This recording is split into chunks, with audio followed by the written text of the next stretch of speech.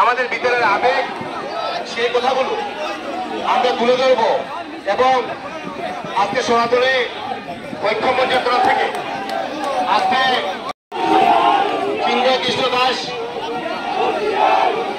থেকে নিঃশর্ত যাতে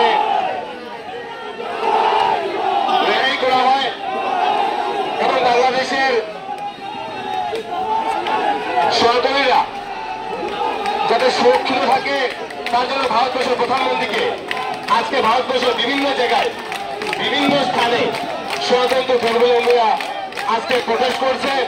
আমরা জীবিত আজকে এই পূর্ণভূমিতে আমরা আজকে সেই সভার মাধ্যমে সেই মশাল মিছিলের মাধ্যমে ভারতবর্ষের প্রধানমন্ত্রী এবং বাংলাদেশের সেই মৌলবাদীদেরকে বলতে চাই যে আজকে বিশেষ করে এই দিনে আমরা সেই মেসেজটা দিতে চাই বাংলাদেশের যাতে হিন্দুরা আমরা সনাতন ধর্মাবলম্বীরা যাতে সুরক্ষিত থাকে।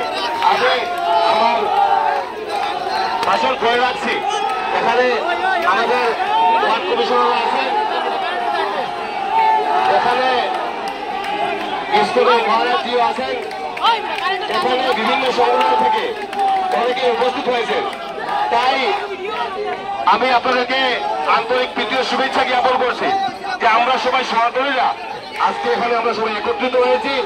আমাদের উদ্দেশ্য বিশ্বের প্রত্যেক সনাতনীরা যাতে সুরক্ষিত থাকে, যাতে সুস্থ থাকে।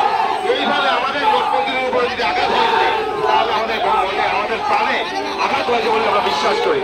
তাই একে একে আমাদের এখানে বক্তব্য তুলে ধরবেন। তাই এখানে উপস্থিত আছেন আমাদের শর্মিষ্ঠা খাজানসি মহাশয়া, এদেরকে বলেছি এখানে আসার জন্য।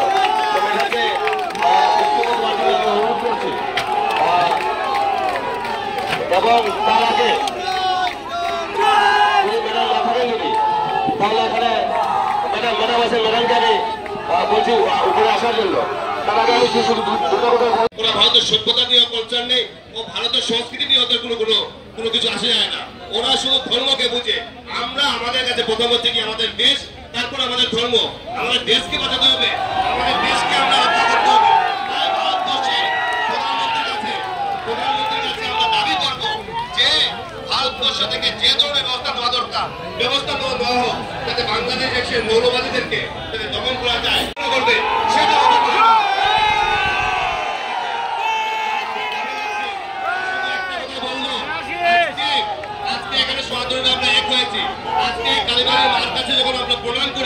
সেই প্রণাম কিন্তু উত্তরের বৈষ্ণদেবীতে যায়।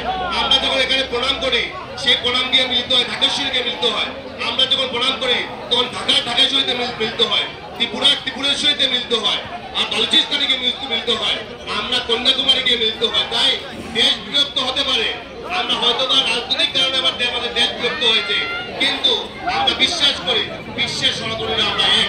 সনাতনী সভ্যতা সংস্কৃতি যাতে অক্ষুণ্ণ থাকে এবং সামনের দিন যাতে সুস্থ এবং সুন্দর সমাজ হয়। আমি আপনাদেরকে ধন্যবাদ জ্ঞাপন করছি। আমার দুঃখ হয় যে লিটন দাস এত বড় ক্রিকেটার একজন, সে ক্রিকেটারের ঘরটা কেন সে সনাতনী সেটা হতে পারে